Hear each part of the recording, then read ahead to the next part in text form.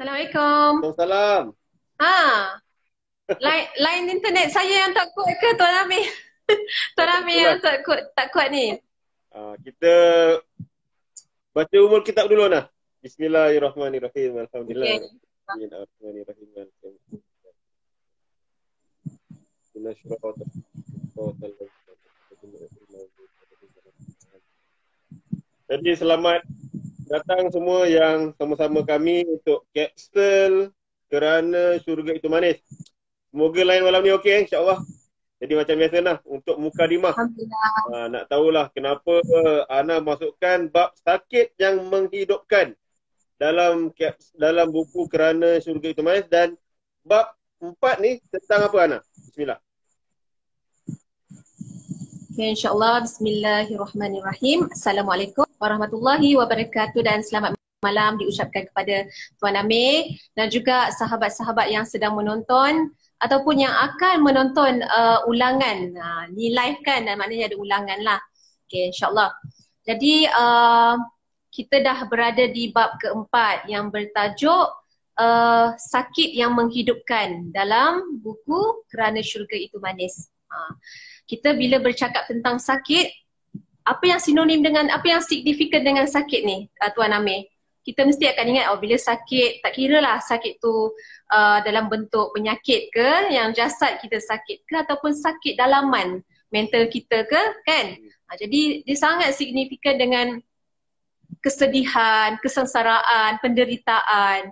Jadi bila digabung sakit yang menghidupkan, macam kontra kan? Mana ada sakit yang menghidupkan? Kalau secara logik akal kita fikir sakit, mestilah kalau sakit yang berterusan matilah at the end, betul tak? Jadi macam musim-musim penyakit sekarang ni kan, COVID yang sedang melanda dan semakin hari kes pula makin naik. Kita pun dah macam dah lali dah tengok nombor tu kan, sampai macam satu masa tu tak nak tengok nombor tu dah. Macam tu. Okay, jadi macam Tuan Amir tanyakan tadi, kenapa saya masukkan dalam bab keempat sakit yang menghidupkan. Sebenarnya dalam ni seperti biasa saya tidak mengetengahkan kisah-kisah yang spesifik macam kisah yang saya ceritakan secara langsung, tapi dia more tu macam kita nak membuka minda orang, kita nak bercerita secara menyeluruh sahaja. Maksudnya kat sini apa sahaja bentuk sakit, sama ada dalam bentuk penyakit ke ataupun sakit itu sendiri adalah kita punya ujian yang kita sedang hadapi. Misalnya hilang kerja. Hilang kerja pun boleh menyebabkan sakit juga, sakit hati, sakit kepala kan, kita nak fikir semua.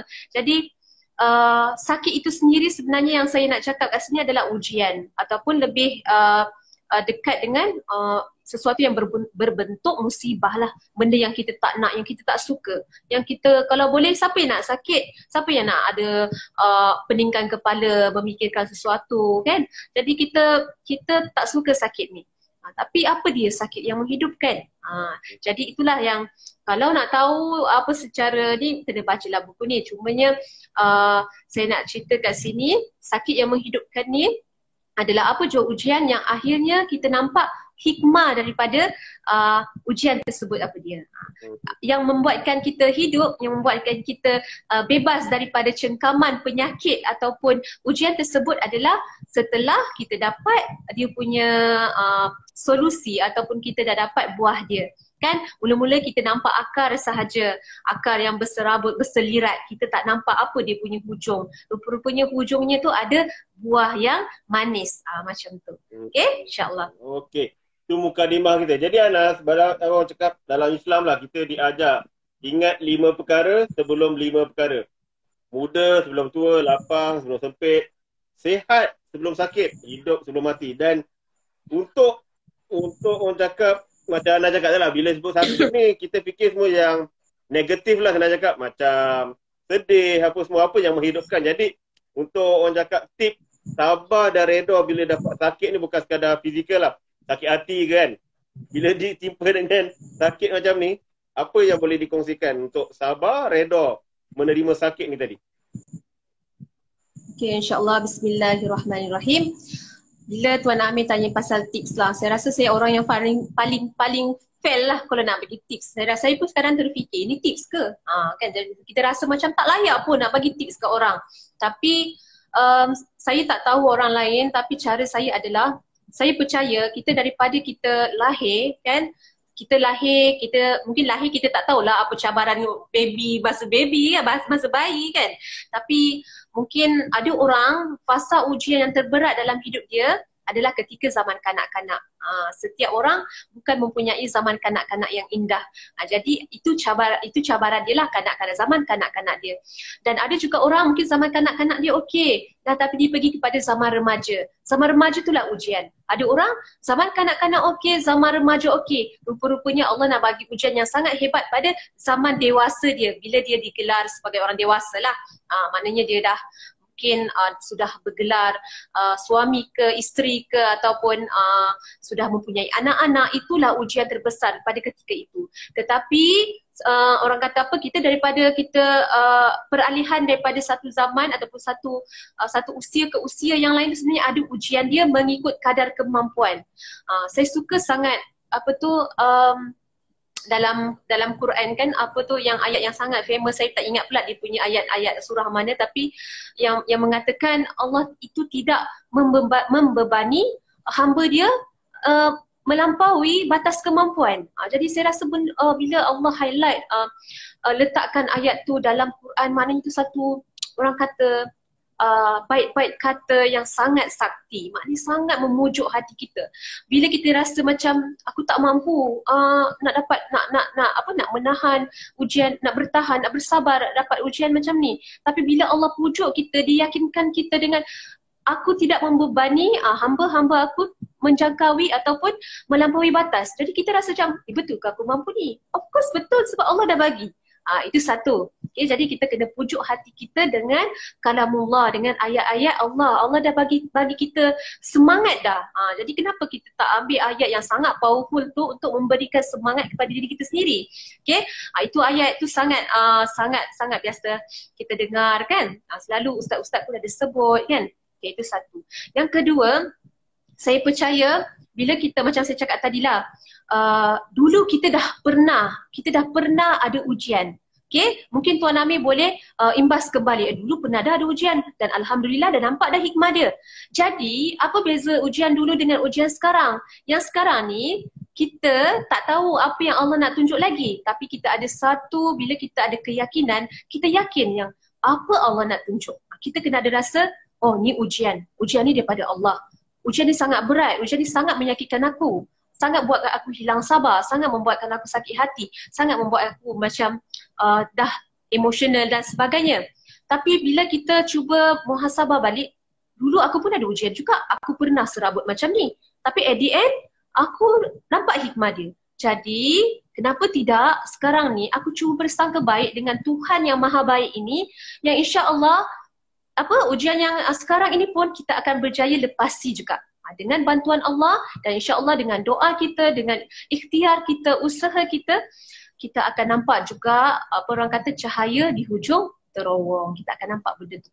Keyakinan yang kuat lah. Kita kena ada sangka baik tu. First tadi kan kita yakinkan dengan kata-kata pujukan kepada Allah. Yang kedua, sangka baik tu. Kita dah pernah lalui satu ujian yang dulu.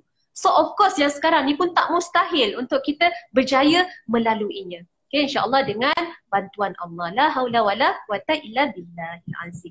Insya-Allah. Okay, so kita dalam Islam kita ada rukun Islam, rukun iman. Yang keenam tu percaya qada dan qadar kan. Dan bila sebut qada qadar ni macam Ana cakap lah tadi. Ujian ni dia hujung tu, sakit tu kita akan nampak hikmah dia. Jadi nak sampai hikmah tu, manusia ni tak sabar tu Ana. Dia macam, kenapa macam Ana cakap lah, Ana sikit macam merungut. Apa benda lah, kenapa aku. Tapi bila nak menuju hikmah tu, Alhamdulillah kalau tadi tu kita dah ada pengalaman, kita nampak okey. Sebelumnya aku okey, kali ni okey kot. Tapi yang kali ni lagi dahsyat dia punya ujian tu. Jadi macam mana orang cakap, nak memahamkan diri kita lah utamanya. Hikmah tu tadi tu, mesti ada. Sebab kita ni pelupa kan.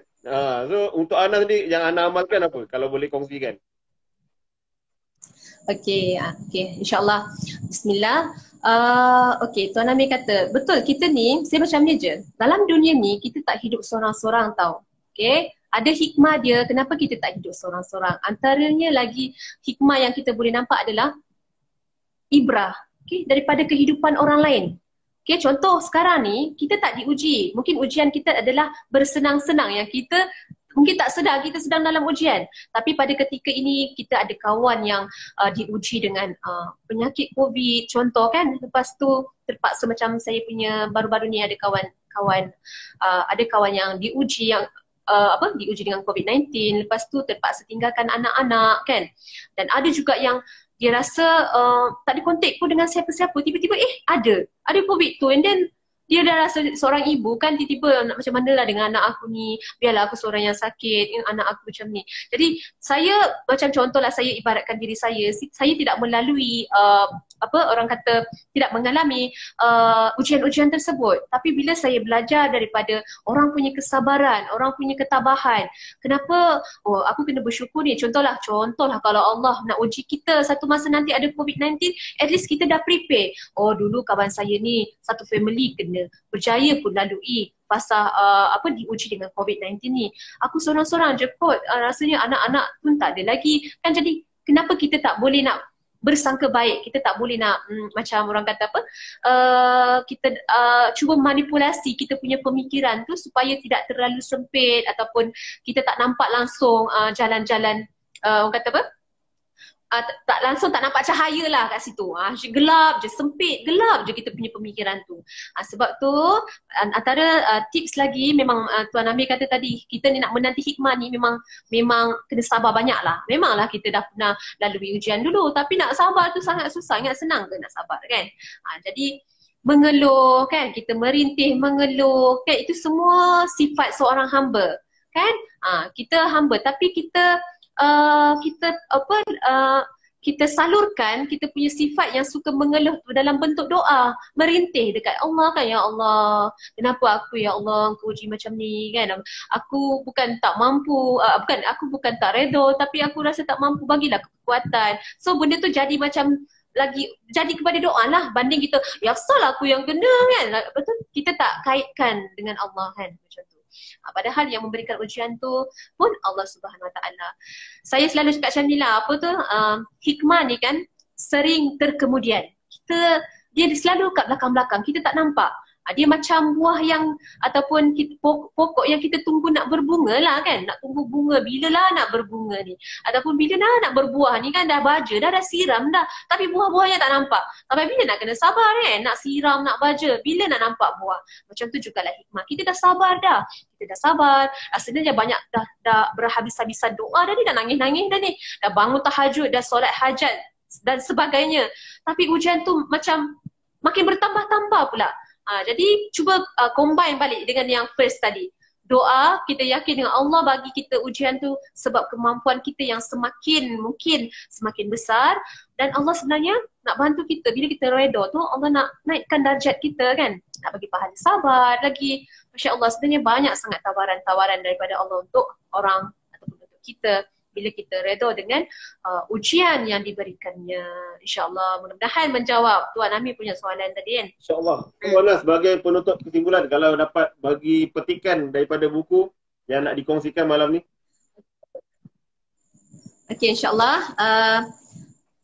kita baca sedikitlah daripada buku Kerana Syurga Itu Manis kan. Kat sini saya tulis kat sini, ujian itu pahit, kerana syurga itu manis. Dan kat sini tagline dia, kawan, kau tahu kenapa ada pahala, ada syurga untuk pujuk hati kau yang akan banyak teruji di dunia.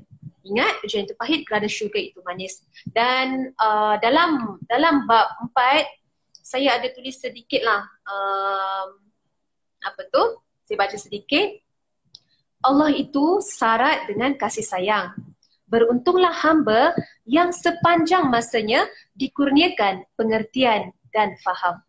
Jadi kita kena doa pada Allah, ya Allah tolong pilih aku untuk memahami apa jua bentuk ujian yang kau berikan. Mungkin hari ni kita tak faham. Kita rasa saat ni kita tak tak mampu nak faham. Doa lagi, ya Allah tolonglah bagi aku faham, ya Allah. Terangkanlah hati aku, pelapangkanlah pemikiran aku. Macam itulah. Saya tahu macam saya sendiri pun saya malu tau Tuan Amir nak bercakap macam ni sebab kita tahu diri kita ni banyak mengeluh. Kita ni banyak mengeluh, banyak komplain, banyak mempersoalkan. Tapi bila time kita ingat ni, mudah-mudahan ada manfaat. Waktu kita ingat, waktu kita membaca buku ataupun pesanan-pesanan yang baik kan. Mudah-mudahan bila suatu masa nanti baca balik, tengok balik rakaman ini semula, tersentak balik hati sendiri. Aku pandai je cakap hari tu. Macam tu. Jadi itulah Tuan Amir ada sebut tadi, manusia ni sifatnya lupa-lupa kan. Dah pernah dah ada ujian tu dulu, dah rasanya dah orang kata dah kuat dah mampu dah kot nak dapat ujian yang, kalau lah ujian yang sama ditimpakan semula rasanya boleh kot. Macam tu. Tapi itulah manusia ni mudah lupa. Kita hikmah dia mungkin Allah nak kita punya pergantungan kepada Allah itu secara berterusan hingga hujung nyawa. Macam tu. InsyaAllah. Terima kasih banyak Ana. Banyak dapat malam ni daripada perkongsian kita lah untuk sakit yang menghidupkan. Jadi untuk akan datang, ni bab yang mungkin ramai suka kot, bicara tentang jodoh. Alhamdulillah. So kita nak cerita pasal ni.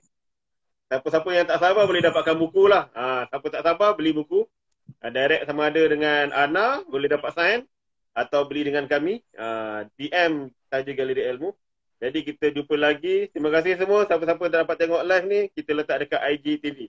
Sekian dulu, kita tangguh dengan tasbih kifarah. Subhanallah wa bihamdihi, subhanakallahumma wa bihamdika, asyhadu an la ilaha illa anta, astaghfiruka wa atubu ilaik. Subhana rabbika rabbil izzati amma yasifun wa salamun alal mursalin walhamdulillahi rabbil alamin. Assalamualaikum warahmatullahi taala wabarakatuh. Assalamualaikum warahmatullahi wabarakatuh.